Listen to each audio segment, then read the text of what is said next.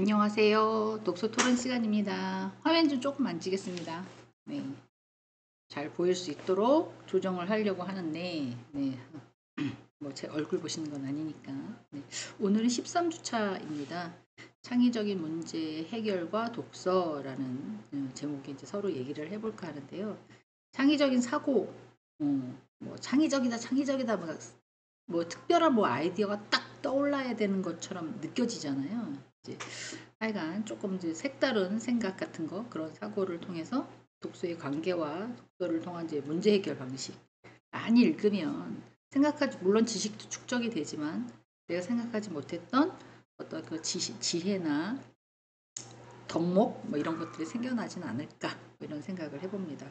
그래서 독서를 통해서 조금 창의적인 문제에 대한 해결 방안 모색하는 것들 뭐 이런 것들을 얘기해 보려고 하는데요. 근데 이제 이런 얘기는 이제는 학문적인 얘기긴 하는데 대부분들이 알고 계시는 것 중에 하나가 남한테 대부분 사람들이 그렇잖아요. 푸근해 보이고 싶고 또 저분 너무 좋다 이런 생각도 이미지도 좋게 하고 싶고 또 정말 정말 참 많이 참는구나 뭐 이런 생각도 있고 그죠? 그러려면 과연 어떻게 해야 될까? 네, 조금 참고 배제하고 피하고 뭐 이런 것들을 해 오셨을 거라고 생각이 듭니다. 근데 이제 학문적으로는 약간 피해야 돼요. 저랑 안 맞는 사람은. 그리고 문제가 있으면 뭐 돈으로 해결했으면 해결해요. 이렇게 알려드릴 수는 없는 거잖아요. 지금 독서와 사고라는 독서를 가지고 이제 토론하면서 뭔가를 이제 우리가 살아감에 있어서 어떤 문제가 있으면 그런 거를 해결하는 지혜를 얻고자 하는 것. 그래서 강의도 많이 듣고 책도 많이 읽고 뭐 이렇게 하시는 거잖아요. 13주차가 거의 끝나갈 무렵쯤 네. 기말고사에 대해서 어떤 식으로 해결을 하셔야 되는 건지를 조금 이따가 말씀을 드리겠습니다. 자, 창의적 문제 해결과 독서. 이 창의적인 사고라고 하는 것은 독서의 어떤 관계를 어, 관계를 통해서 뭐를 말이 좀 이상하네요. 독서를 통해서 문제를 해결하고자 하는 그런 거라는 거죠. 뭐 예를 들면 현대 사회에서 매우 중요한 어떤 주제가 있어요. 근데 이걸 어떻게 독서로 풀어? 제일 어려운 게 뭔가요, 여러분들은? 저 같은 경우 인간관계 같아요. 네, 제가 생각했던 거를 이렇게 이제 보여주면 상대는 그 이상 받아들인 사람도 있고요. 그 이하로 받아들이는 사람이 있어서 조금 왜 저렇게 받아들일까? 저도 그럴 것 같아요. 누군가가 저한테 이렇게 하면 제가 갖고 있는 가치관이나 어떤 판단을 통해서 그 사람이 베푸는 모든 것들을 정확하게 받아보지 않고 확대 해석해서 네, 약간 더 막, 나중에 내가 그 이상으로 베풀어야지? 뭐 이런 생각을 저도 좀 갖고 있는 편인데요. 그러면 현대 사회에서 매우 중요한 주제가 있어요. 그럼 그걸 독서를 통해서 어떻게 창의적인 사고를 촉진하고 문제 해결을 능력을 향상시킬 수 있는지 뭐 이런 것에 대한 다양한 논의가 좀 이루어져야 된다. 그래서 이제 이렇게 비대면으로 독서에 대한 토론을 듣고 계시기는 하지만 어, 혼자 들으시고 혼자 또 한번 이렇게 눈을 감고 명상하는 것처럼 생각을 해보시면 어떻게 다양한 논의로 내가 저 사람한테 아니면 상대한테 의견을 나누고 문제를 해결할 수 있는가. 우리가 알고 있지만 이제 독서는 당연히 지식을 습득해요. 또 새로운 관점을 제공하기도 하죠. 또 내가 그걸 읽으면서 내가 몰랐던 것도 여기 있네. 대박. 뭐 이런 것도 있을 수 있어요. 근데 이제 내가 나한테 직면해 있는 그런 문제들에 대해서 해결의 도구를 가지고 꼭 책으로만 할 수 없지 않느냐. 물론 그렇죠. 그래서 누구한테도 물어보기도 하고 경험적인 것도 물어보기도 하고 또 어떤 뭐 기도도 하기도 하고 뭐 이게 다양하게 어떠한 이제 문제를 해결하기 위해서 여러 가지 도구들을 이제 찾잖아요. 그 중에 하나가 독서라는 거죠. 창의적인 사고와 독서의 관계는 어떤 틀에 얽매여 있지 않고 약간 좀 자유롭게 왜 그걸 그렇게 생각해야 돼? 뭐 이렇게 해. 뭐 이러잖아요. 속상해. 마음을 가라앉혀. 속상한 거 알고 있지만 그래도 마음을 가라앉혀. 이렇게 얘기하지만 실제적으로 내가 내 마음을 가라앉힐 수, 네, 속상한 마음을, 네, 그렇지 않다는 거죠. 뭐 이상하게 많이 떠가지고 지금 지워지지 않네요. 음. 그렇잖아요. 나는 지금 막 흥분하고 화가 나 있는데 가라앉혀 가라앉혀 상대가 위로한답시고 그렇게 얘기하면 그게 내 마음에 쏙 들어가지고 있지는 않잖아요. 독서는 어떤 창의적인 사고를 발달시키는데 중요한 역할도 하기는 하지만 독서를 통해서 제가 경험하지 못했던 거, 또 알지 못했던 거 이런 것들을 습득하기도 하죠. 그래서 지금은 약간 건강에 대해서 관심이 많으실 나이잖아요. 그러니까 뭐 예를 들어서 뭐 내가 스트레스가 있거나 아니면 약간 뭐 혼자 중얼거린거나 아니면 뭐 몸이 쑤신다던가 아니면 뭐 우울하던가 뭐 이런 게 있으시면 거기에 관련된 책을 읽어서 내가 어떻게 식사를 하고 어떤 일상생활을 갖고 또 어떤 마인드를 가지고 삶을 살아간다면 조금 더 이렇게 좀 즐거운 삶을 유지할 수 있을까 이런 것을 책을 통해서 하시는 것도 좋은 방법이 아닐까라고 생각을 해봅니다. 뭐 남편하고 싸웠는데 이걸 어떻게 풀어요? 이런 것들을 책에서 보는 것보다 네 물론 그런 것도 있을 수 있죠. 인간관계, 부부의 인간관계, 자녀의 인간관계 뭐 이런 것들을 써서 이렇게 공개하는 작가들도 있으니까 그런 것들도 중요하죠. 하지만 지금 대부분의 성인학습자를 대상으로 하는 건 이제 건강이 먼저니까 스트레스 받지 않고 내가 또 갖고 있는 질병이 있잖아요. 없을 수가 없죠. 나이가 들면서 계속 살아오셨으니까 그만큼 쓰셨잖아요, 몸을. 그러니까 아프실 거라는 거죠. 있을 거라는 거죠. 없었는데 고지혈이 생겼다는 둥, 고혈압이 생겼다는 둥, 뭐 이런 거죠. 루마티스 관절염이 생겼다는 둥. 뭐 이거 노화가 되면서 자연스럽게 누구나 다 겪는 거니까 그러면 내가 어떻게 여기에서 요거를 잘 해결해 나갈까?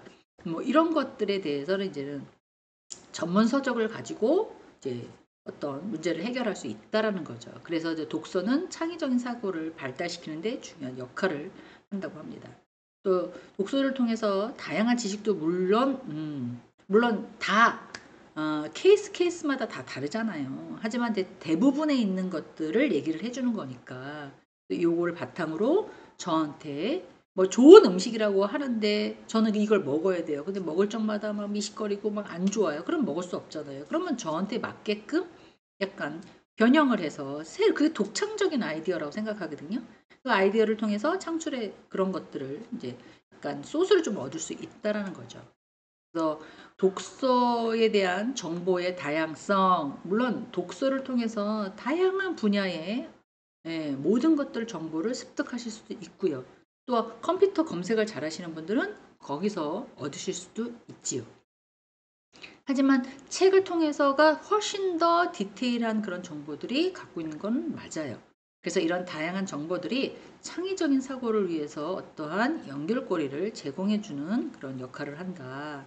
그래서 뭐 우리가 모르는 예를 들어서 뭐 저는 뭘 많이 보냐면 이제 스트레칭 앉아서 할 수 있는 스트레칭 그리고 제가 계속 책상에 앉아 있잖아요. 그럼 목도 뻣뻣하고 어깨도 뻣뻣하고 팔도 많이 써가지고 이 팔도 좀 아파요.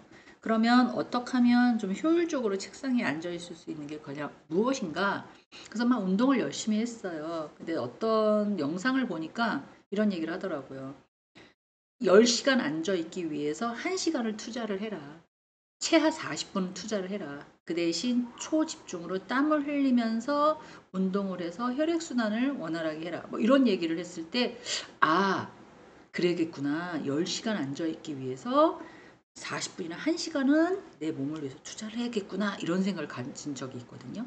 그래서 그분이 쓰신 책, 영상 이걸 찾아서 어떻게 하면 그게 좋은 방법인지 뭐 따라도 하고 뭐 앞에 누가 마치 선생님이 계시는 것처럼 막 따라도 하고 막 이렇게 했던 것 같아요. 그래서 이 독서도 그런 거라는 거죠. 특정한 분야에만 딱 국한하지 않고 되게 다양하게 뭐 역사를 알고 싶어. 그러면 뭐 요새 설민석이라고 뭐 그 설민석 강사님이라고 해서 문학적으로 역사적으로 되게 재밌게 막 약간 그 드라마틱하게 막 설명하시는 분 있잖아요. 그분을 통해서 이제 1강부터 쭉 설명을 하면서 이제는 만화책으로 역사를 읽고 그게 어느 정도 익숙해지면 조금 더 깊이 있는 삼국지 같은 것도 읽고 뭐 이러면 또 더 재밌을 거라는 거죠.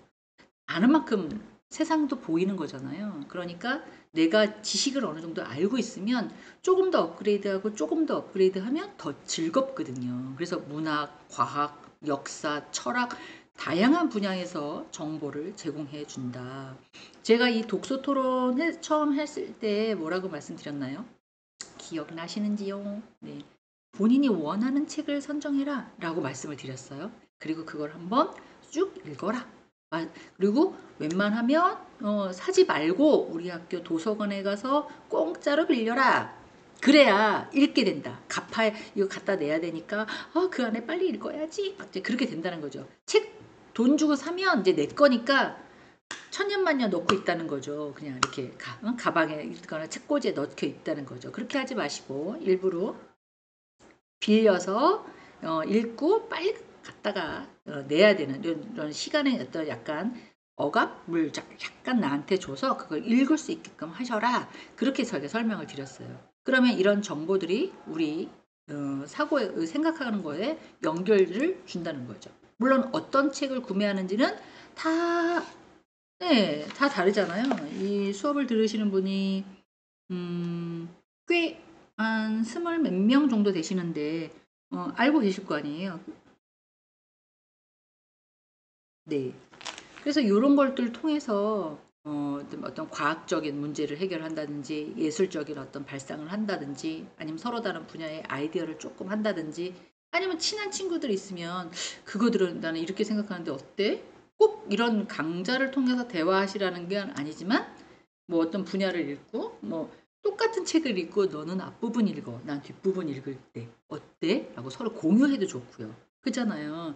지금 여러 가지 공부를 하시느라고 힘드시고 몇 과목 수강하시느라고 힘드시고 또 막 시험도 보셔야 되고요. 또 뭐 있어요? 그다음에 과제도 하셔야 되고 막 이렇잖아요. 그러니까 서로 아이디어를 딱 짜는 거죠. 친한 친구랑 이렇게.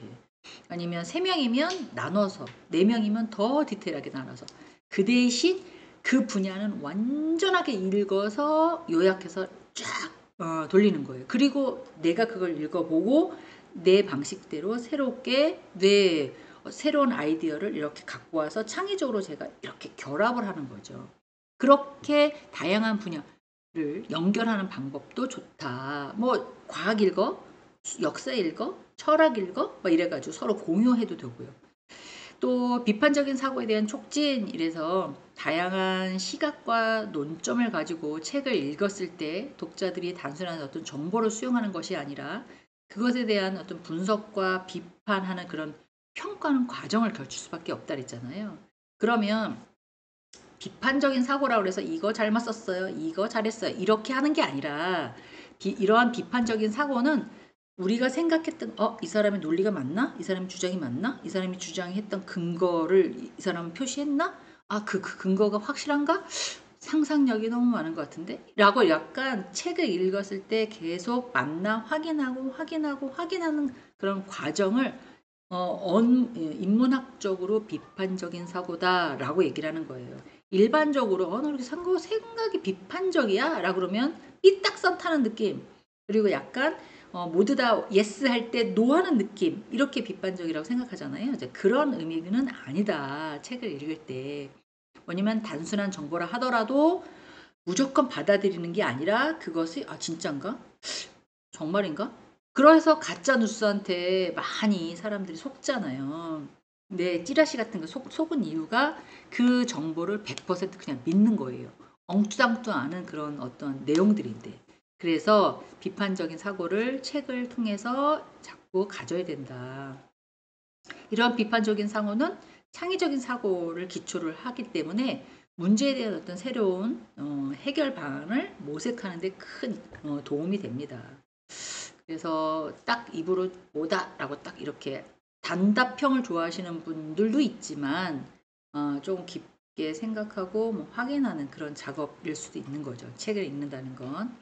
그리고 시간이 조금 걸리잖아요. 그리고 또 시간을 내야 되고 그 기간 동안 어떻게 해요? 좀 집중하고 있어야 되잖아요. 그러니까 자기만의 어떤 수양도 하는 거니까 이제 학생이시잖아요. 그리고 어떻게 보면 지성인이시잖아요. 그러다 보니까 이제 그런 거에 대한 조금 익숙해지셨으면 좋겠다. 그런 거죠. 자, 독서를 통해서 새로운 어떤 관점들을 획득하는데요. 독서는 독자가 자신의 경험 다 할 수는 없잖아요. 그런 것에 조금 벗어난 새로운 것들에 대해서 접근해 주는 거기 때문에 어떻게 보면 창의적인 사고의 중요한 원천이 됩니다. 과학 같은 책을 읽으면 저희는 우주에 가본 적도 없어요. 천문학을 공부한 적도 없어요. 그런데 과학에 관심이 많으시는 저자가 그거에 대해 썼어요. 그럼 저희는 그걸 보고 와 이런 게 있구나. 저 중학교 때 막 외웠어요. 목토, 뭐, 목성, 금성, 막 이런 천왕성, 막 이렇게 하면서 막 외워가면서 시험 보고 막 이랬었거든요. 근데 가보지는 않았지만 그 책을 보면서 와우, 이런 게 있구나. 야, 정말 예쁘구나. 이렇게 공부를 하잖아요. 아, 우주가 있고, 우주 바깥에 발 있고, 우리는 지금 태양에서 이렇게 자전을 하고 있고, 공존을 하고 있고, 지구는 둥근데 우리는 똑바로 서 있는 느낌이 들고, 막 이런 얘기를 하잖아요. 근데 그런 것들을 어떻게 되면 경험을 제가 가보지는 않았지만, 책을 통해서 새로운 관점에 대해서 좀 접할 수 있는 그런 게 된다는 거죠. 또 타인의 남이 경험한 거 모든 것들을 우리가 다 경험할 수 없으니 그죠? 타인이 경험한 것도 공유할 수 있다는 거예요. 그래서 뭐 이렇게 탤런트 같은 거 보면 거기에 대한 캐릭터가 딱 주어지면 그 사람이 되려고 엄청나게 노력하면서 관객들에게 나 이 캐릭터로 해서 무언가를 보여주는 그런 역할들을 하잖아요. 그래서 우리는 그걸 보면서 또 감정이입도 했다가 같이 울었다가 뭐 이렇게 약간 화도 냈다가 막 이렇게 하잖아요.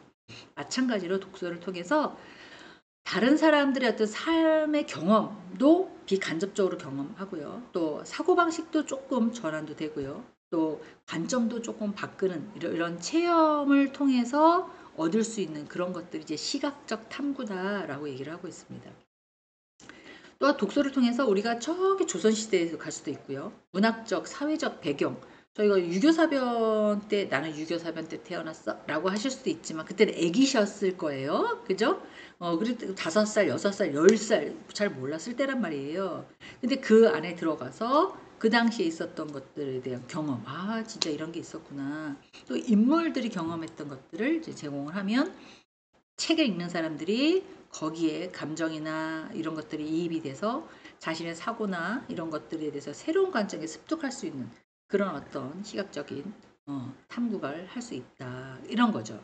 그래서 그걸 가지고 지금 현재 내가 직면해 있는 어떤 문제점이나 해결해야 되는 그런 것들을 찾아내는데 조금 도움을 줄 수 있다. 소설 제일 어떻게 보면 적합한 게 그리고 쉽게 읽는 게 소설이죠. 그리고 흥미 있잖아요. 소설 속의 인물들의 갈등에 대한 뭐 해결 방식 물론 제가 그걸 뒤바꿀 수는 없지만 타인의 삶을 내면 세계에서 들어가는 거니까 저도 그 저희 어머니가 저를 가졌을 때 책을 막 읽으셨는데 거기 주인공이 되게 예쁘게 커서 예쁘게 자라서 예쁘게 결혼 생활해서 뭐 이런 좀 이렇게 약간 평온한 삶을 가진 그런 여자 주인공이어서 제 이름을 거기랑 똑같이 이렇게 지으시려고 했었대요. 근데 이제 할아버지하고 할머니 앤드 아버지께서 아니 그렇게 지면 안 된다. 우리는 뭐를 봐야 된다. 뭐 이래가지고 말이 약간 뭐 글을 막 해서 이름이 이제 수경이라는 이름이 창작됐다. 뭐 이런 얘기를 하신 적이 있거든요. 그래서 내가 물어봤어요. 엄마가 읽었던 책의 주인공, 예쁘게 살았던 책의 주인공은 누군데? 그러니까 헤란이었다 그러더라고요. 그래서 안헤란 될 뻔했다가 아버지가 바꿔서 수경이 된 걸로 제가 기억을 하고 있습니다. 마찬가지예요. 그러면 소설 속의 그 삶의 내면 세계를 탐구했다는 거잖아요. 저희 어머니는. 독자로 하여금 소설에 있는 인물들에 대한 상황이나 갈등, 삶 이런 것들 아 이렇게 이름을 지면 이렇게 평온한 삶을 살겠구나 이렇게 어떤 거를 추측했다는 거죠. 물론 이제 아기도 가졌고 아이들도 좀 있고 어디 움직일 수도 없는 상태니까 집에서 약간 그때는 뭐 음악 뭐 이런 것들도 그렇게 많지 않았던 거라 이제 독서를 하셨던 것 같아요. 마찬가지로 심리적인 갈등이나 내재적인 성장을 통해서 소설 속의 인물을 종종 복잡한 내적 갈등을 겪으면서 같이 해결하고 같이 행동하는 뭐 이런 것들. 그리고 뭐 도덕적인 딜레마, 이러기도 그렇고 저러기도 이러는 어떤 정체성에 대한 위기가 온다면 이 독자가 선택을 하는데 그러면 생각하는 거죠. 나는 그러면 어떻게 해결했을까? 인간의 관계에 대한 갈등을 다룬 어떤 작품이 있다면 독자가 인물에 대해 선택을 어떻게 했는지도 분석하고 그걸 해결하기 위해서 어떻게 했는지 또 내가 만약에 이런 문제 해결해야 하는 사람이라면 어떻게 통찰을 할 것인가 이런 것들을 하지 않을까 그런 생각을 합니다.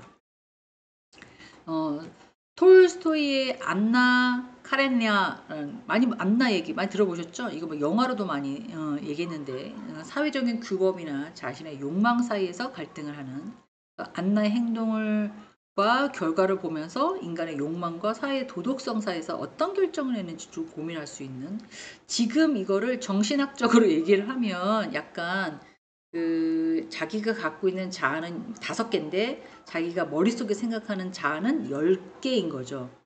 나는 지금 요 정도의 선의 그레이드 사람인데 이 안나 얘기 나중에 한번 읽어보세요. 그러면 자기가 생각하고 있는 이 정도 급은 돼야 남들한테 보여줄 수 있어. 막 이런 거잖아요.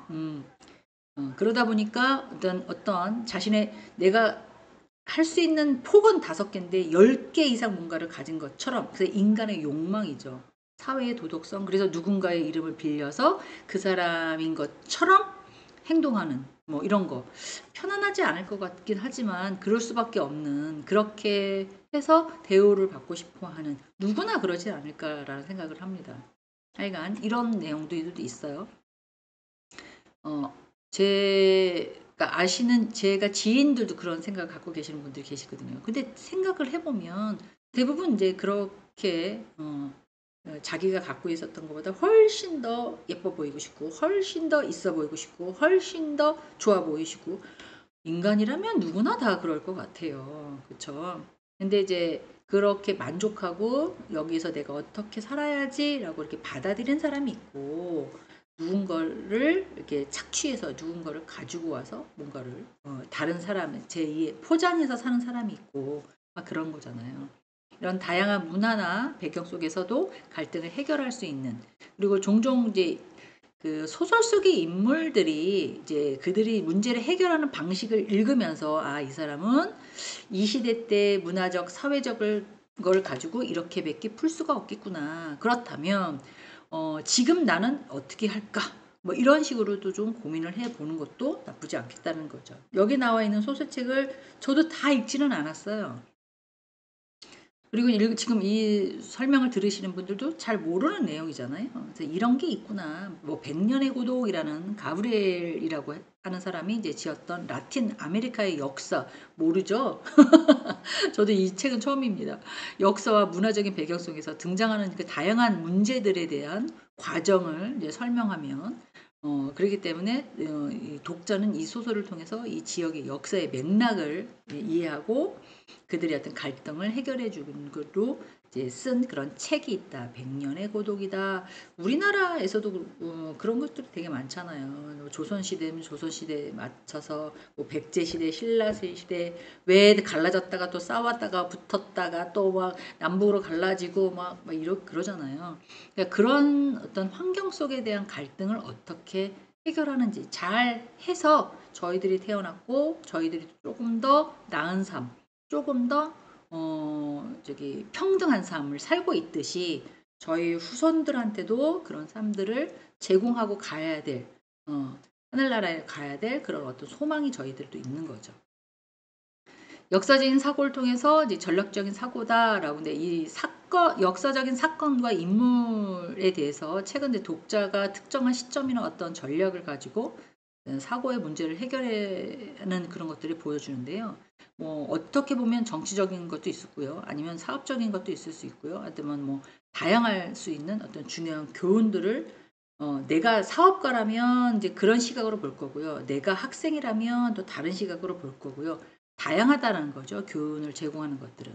그래서 역사를 통해서 종종 복잡한 문제를 해결할 수도 있는 그런 사고를 또 길러주기도 합니다. 그리고 이러한 그들이 결정했던 과정의 결과는 어떻게 보면 그렇게 할 수밖에 없겠구나. 거기 안에 들어갈 수밖에 없는 거니까. 생각을 해보세요. 일제 강점 때 생각해보면 자기의 목숨을 걸어서까지도 누군가를 죽이라고, 막 이렇게, 그렇게 해라. 안중근 의사 어머니 같은 경우에는 그렇게 했잖아요. 살아오지 말아라.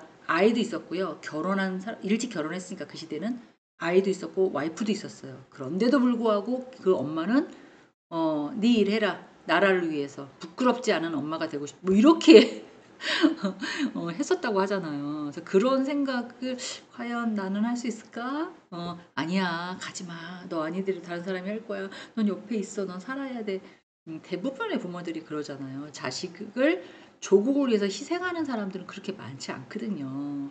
그래서 그들이 결정한 과정이나 어떤 결과를 가지고 독자가 현재 문제에 다른 방식으로 해결하는, 야, 저 사람은 저렇게 자기의 뼈아픈 것들을 내놨는데 그런 사람들이 있기 때문에 우리가 지금 이렇게 살지 않았을까, 뭐 이런 생각도 합니다. 또 역사적인 교훈이라고 해서 독자들이 역사의 사건을 통해서 과거의 실수나 또 미래에 어떻게 하면 성공하는지 이런 것들의 교훈을 얻을 수가 있는데요. 이러한 교훈을 통해서 문제 해결할 때 참고할 수 있는 중요한 자료를 저희는 내 책에서 또 어떠한 이런 독서를 통해서 얻을 수 있다라는 거죠. 로마 제국 시대의 흥망성쇠 다룬 책이 있다. 어마무시하잖아요.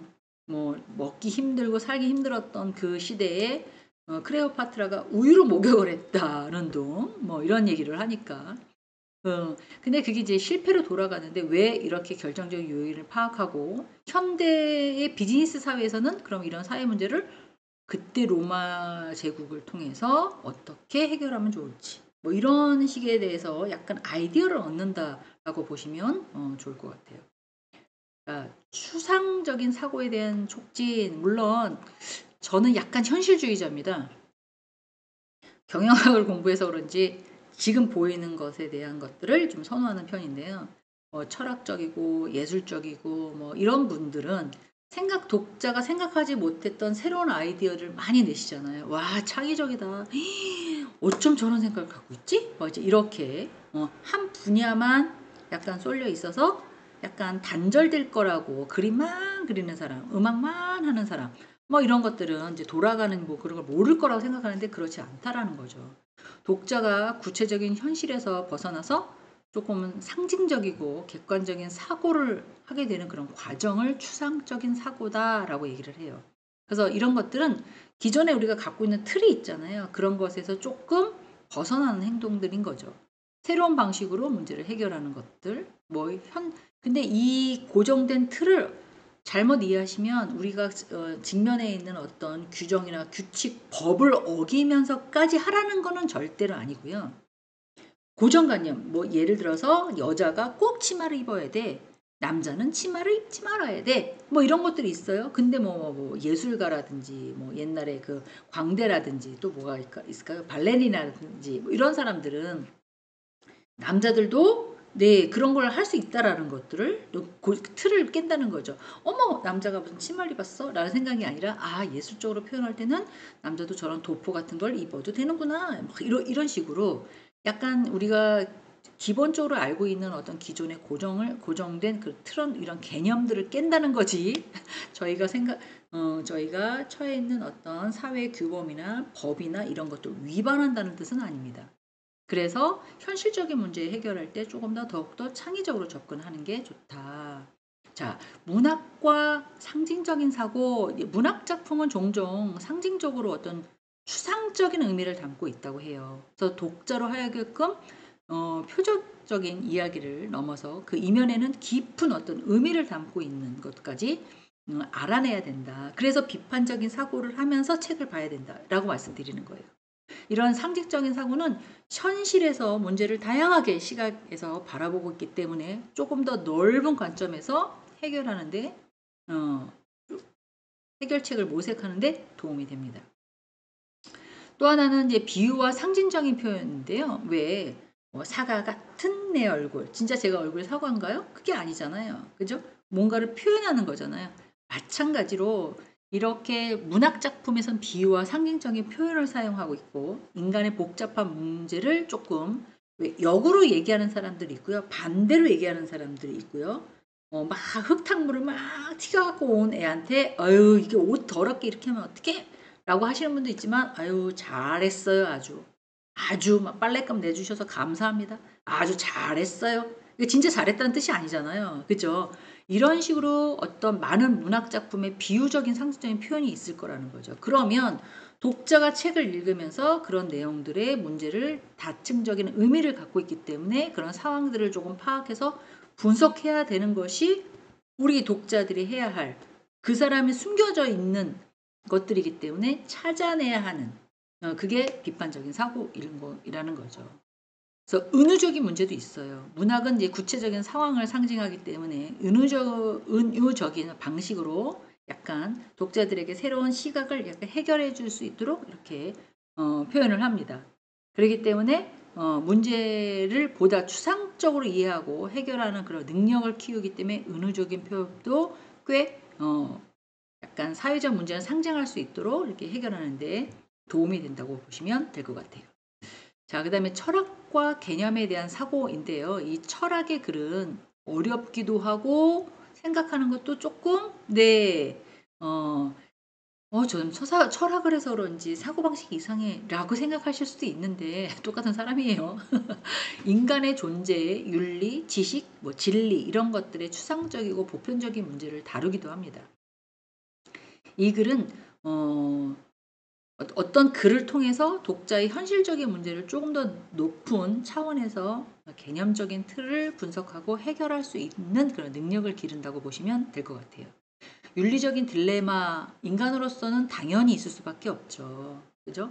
그리고 글은 종종 윤리적인 딜레마에 대한 논의에 대해서 해결하는 제시를 조금 해줄 수밖에 없죠. 뭐 이런 거잖아요. 어릴 때부터 많이 이제 구타를 당하고 폭행을 당해서 자라온 여학생이 있었어요. 부모님한테. 그런데 그 강도가 심해져 가지고 되게 힘들게 뭐 이렇게 몸이 만신창이가 되고 막 이런 일이 있었잖아요. 부모한테도 불구하고. 그런데 살다가 그 부모를 죽였어요. 라는 그런 뉴스가 보이잖아요. 그러면 저희가 생각할 때 어머 어떻게 자식이 부모를 죽일 수가 있어? 정말 나쁜 사람이야. 라고 생각하잖아요. 대부분.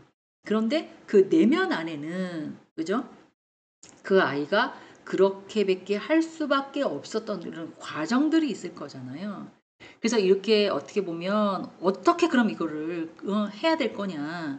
옛날에는 법에 의해서 결과론만 가지고 누가 누구에 대해서 얼마만큼 상해를 입혔는지에 대해서만 판결을 했었단 말이에요. 법도. 근데 요새는 이런 윤리적인 딜레마를 통해서 어떻게 보면 조금 도덕적이고 윤리적인 그럴 수밖에 원인과 결과를 가지고 연결시키는 그런 판례들이 꽤 많이 생겨났어요. 마찬가지로 이런 어떤 독서도 이런 형태들로 조금 갈등을 입게 된다면 정확한 결론을 내리지 않는 저자들도 있으니까 그걸 가지고 제가 내 스스로가 그럼 어떻게 하는 게 맞겠나. 맞아. 나 같아도 그랬을 거야. 나도 그 딸의 편이야. 아니, 나는 그래도 아버지 편이야. 그러면 부모인데 그러면 안 돼. 이렇게 갈리잖아요. 의견들이. 이제 그런 것들에 대해서 문제 해결을 스스로 저도 결론은 못 내립니다. 이제 다 각자의 생각이 있기 때문에 윤리적인 딜레마와 문제 해결에도 좀 도움이 될 수 있다. 철학적인 사고에 대한 훈련, 이거는 철학 서적은 독자들에게 다각도로 좀 분석을 해야 되는데요. 그 안에 숨어 있는 이제 근본적인 원인들을 탐구하게 만들기도 해요. 이는 이제 문제를 표면적으로 해결하는 것이 아니라 좀 더 깊이 있는 근본적인 해결책을 찾는데 유용한 자료가 된다. 예제는 다 외국 거고 뭐 아는 것도 있고 모르는 것도 있고 이렇지만 이제 여러분들이 이런 책을 미리 읽어보세요라고 제가 외국 거를 다 예제를 어떻게 해놨네요. 보니까 열심히 한다고 했다가 그런 것 같아서 좀 넘어갔습니다. 자, 그 다음에 이제 독서의 상상력에 대한 자극입니다. 독서하면서 상상하게 되죠. 그죠? 영화나 드라마를 봐도 상상하게 되는데, 독서는 상상을 자극하는 강한 도구입니다. 네, 그죠. 책은 더 흥미진진하잖아요. 상상력은 어떻게 보면 창의적인 사고의 중요한 요소일 수밖에 없고요. 새로운 해결책을 떠오르는데 필수적인 요소이기 때문에 특히 소설을 읽어보면 소설을 읽으면서 독자는 더 상상력을 크게 하죠. 그래서 시리즈 같은 거 보면 재밌어 막 이렇게 보잖아요. 독자들은 어떻게 보면 이제 글 속에서 묘사하는 것을 바탕으로 상상을 통해서 그 상황을 재구성하게끔 만들어요. 그래서 뇌가 조금 더 많은 상상력을 할 수 있게끔 하게 합니다. 그래서 책은 물론 알고 있죠. 많이 읽으면 너무 좋아요 라고 얘기를 하는데 이런 상상력은 문제 해결하는 상황에서도 이제 새로운 아이디어를 도출하는 데도 큰 도움이 된다고 합니다. 대체적으로 시나리오를 생성하게 되는 건 또 없잖아 있어요.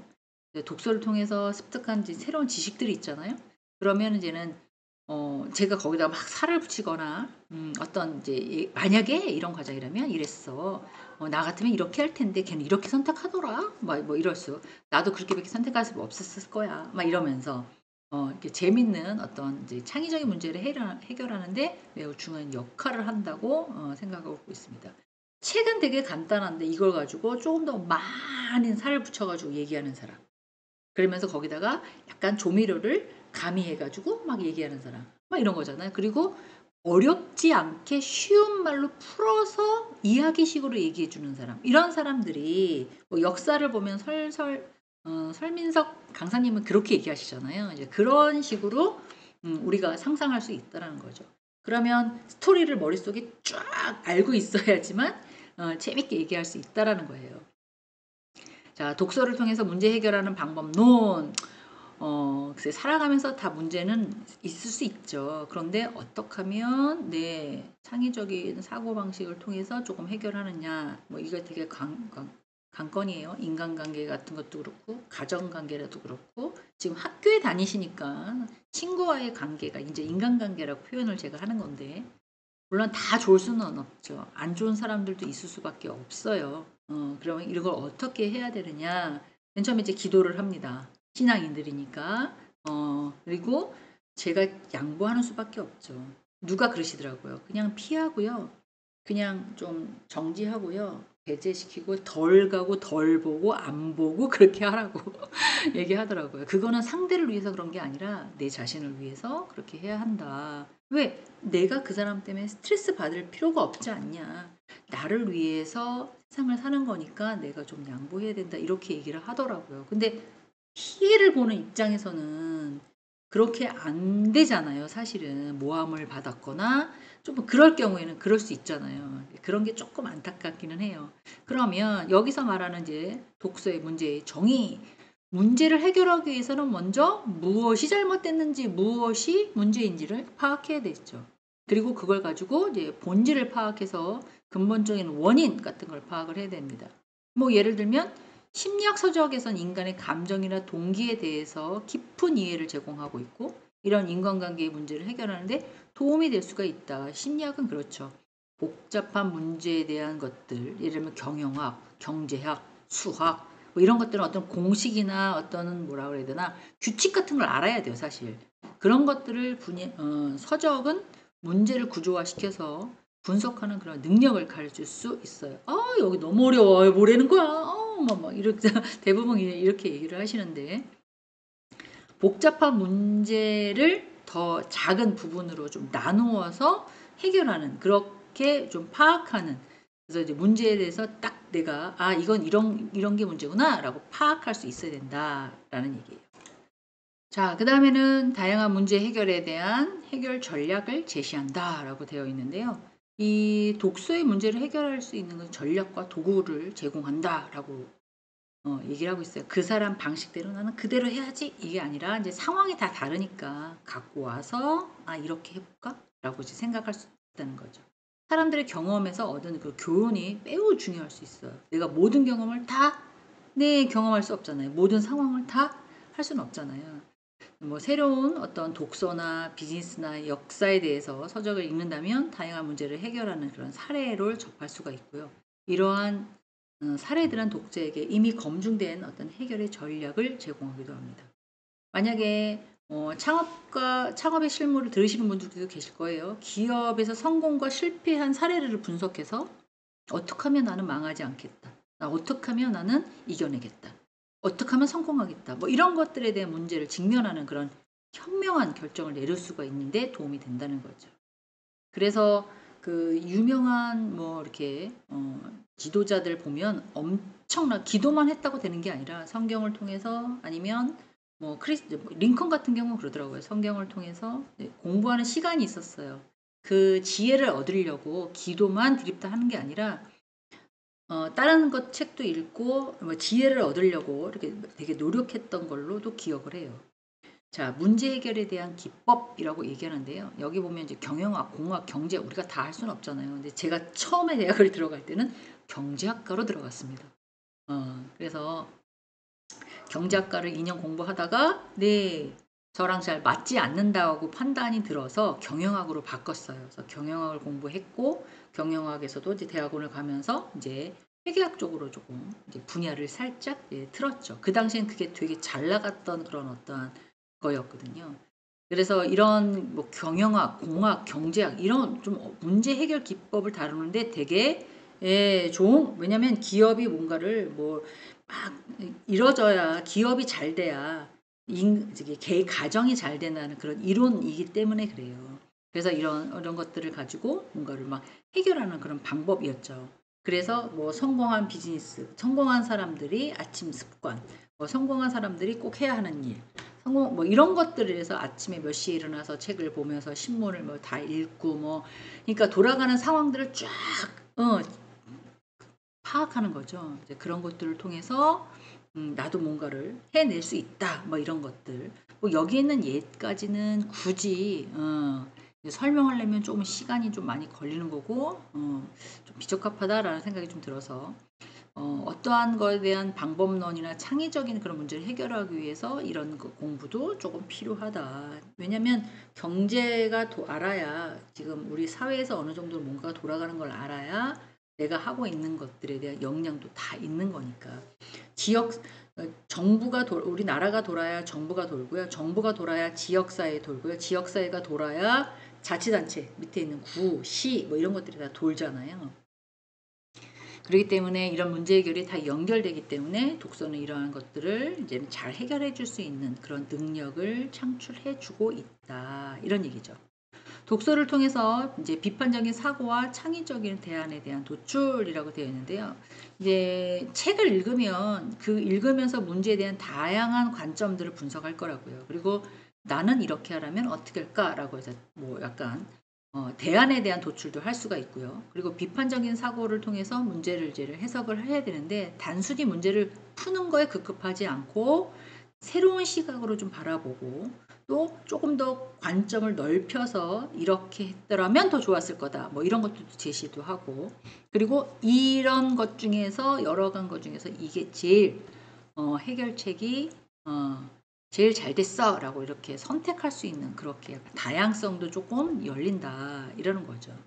또 그것뿐만 아니라 지금 직면에 있는 문제를 해결하는 것뿐만 아니라 이렇게 하면 창의적으로 뭔가를 해낼 수 있다. 제가 말씀드렸는지 모르겠는데 어떤 사람이 혹시 셀카봉 아세요? 핸드폰에다가 딱 걸어서 이렇게 사진 찍는 셀카봉? 어떤 사람이 방송국에다가 막 얘기를 하는데 사진을 혼자 찍을 수가 없는 거예요. 그리고 여러 사람이 찍었는데 카메라를 갖다 놓고 누군가 꼭 사람의 손이 필요한 거예요. 그래서 이건 사진을 찍을 수 있는 뭐 셀카 카메라 같은 기구를 하나 만들었으면 좋겠는데 이렇게 방송에다 누가 얘기를 했는데 그 방송을 듣고 아이디어를 얻어서 셀카봉을 만들었던 사람이 있었습니다.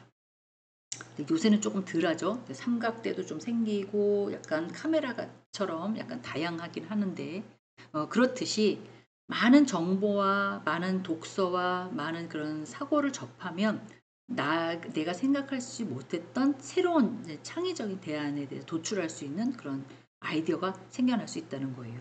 그것이 제일 쉽게는 독서를 통해서 얻는 것이 다양한 지식과 사례를 남이 했던 것들을 조합해서 내가 갖고 있는 어떠한 자원과 능력과 지혜를 가지고 응용할 수 있도록 만들어내야 된다는 거죠.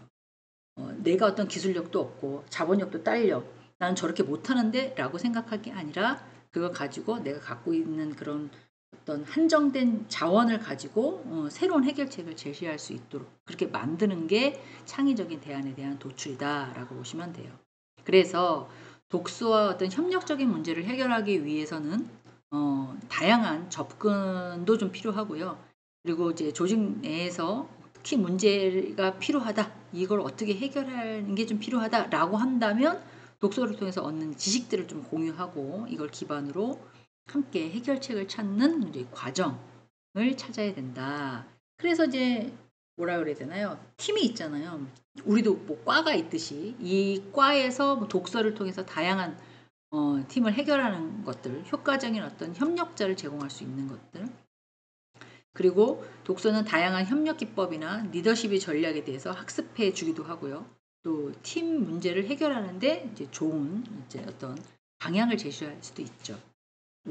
사람은 혼자서 뭔가 단독으로 뭔가를 할 수 있는 상황이 아니라 같이, 그죠? 함께 뭐 이런 거잖아요. 그래서 팀워크가 되게 중요하고요. 토론과 소통에 대한 능력에 대한 향상, 이거는 독서는 독자에게 어떤 논리적인 어떤 설득력이 있게끔 이렇게 대화를 나눌 수 있는 그런 능력을 길러준다고 얘기했잖아요. 되게 계속 반복해서 뭔가를 읽으면 그렇게 되잖아요. 문제 해결의 과정에서 협력자들이 소통할 때 좀 중요하다. 그래서 독서를 통해서 어떤 길은 논리적인 사고와 다양한 아이디어를 공유하는 그런 능력의 큰 장점이 된다라고 보시면 좋을 것 같습니다.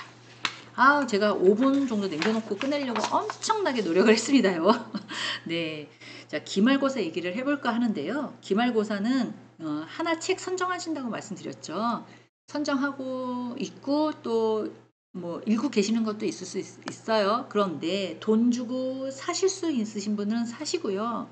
저는 그걸 원치 않고요. 우리 학교 도서관이 있거든요. 도서관에 가셔서 빌리는 거를 권장하고 싶습니다. 빌리셔서 같이 한번 읽으세요. 똑같은 책을 뭐 여러분이 한두 권밖에 갖다 놓지 않을 거예요. 그래서 하여튼 읽으셔가지고 그거에 대한 A4 용지 한 장에다가 맨 위에다가는 요약을 하세요. 어떤 책, 누가 쓴 거, 뭐 이렇게 출판사 어디, 그래서 요약을 딱 간단하게 한 10줄에서 20줄 정도 이렇게 간단하게 워드로 치셔도 되고요. 글로 쓰셔도 됩니다. 요약을 딱 하신 다음에 그거에 대한 느낀 점, 그것도 10줄 쓰셔도 되고 20줄 쓰셔도 돼요. 단 2장을 넘기시면 안 돼요. 2장을. 제가 이렇게 그래서 프린터를 하십시오. 물론 맨 위에다가 뭐 적어야 돼요? 독서, 토론, 기말고사, 과제 이렇게 쓰셔야죠. 1학년 뭐 무슨 과 누구 이렇게 쓰셔야 되겠죠. 당연히. 네. 죄송해요. 다른 교수님이 급하게 전화가 와서 그거 받느라고 잠깐 껐었습니다. 자, 다시 말씀을 드리면 책 하나 선정하셔서요. 위에다가는 독서 토론, 무슨 과, 누구 이렇게 적으시고 그다음에 그걸 요약을 딱 하세요. 요약을 하시고 느낀 점을 쓰시는데 한 장 쓰셔도 좋고요. 최하 2장을 넘기시면 절대로 안 됩니다. 프린터를 하셔서 소속관 1층에 가시면 공한순 부장님이라고 계세요. 그분한테 이거 독서 토론 기말고사 과제니까 좀 부탁드려요 라고 하고 넣으시면 좋을 것 같습니다. 지금 들으시는 분이 한 20명? 20 몇 명 정도 되시는 것 같아요. 네. 네, 저 주말반이에요 라고 하시는 분들이면 프린트 하셔가지고 제 연구실 충의관 2층 218호 앞에다가 이렇게 놓고 가셔도 좋습니다. 주말반이시면 그다음 학교를 안 나오시는 건 아니잖아요. 주말에 오시면 소속관도 문이 닫혀 있고 저도 없어요. 그렇지만 이거 앞에다 이렇게 그 대신 자료를 받긴 받았는데 이게 독서 토론인지 무슨 수업인지 제가 못 알아보면 될까요? 안 될까요? 안 돼요. 꼭 여기다가 제목을 꼭 적으셔야 됩니다. 그래서 그럼 언제까지 해야 되나요? 라고 물어보신다면 지금 이게 13주차 강좌거든요. 잠시만요. 제가 좀 보겠습니다. 독서와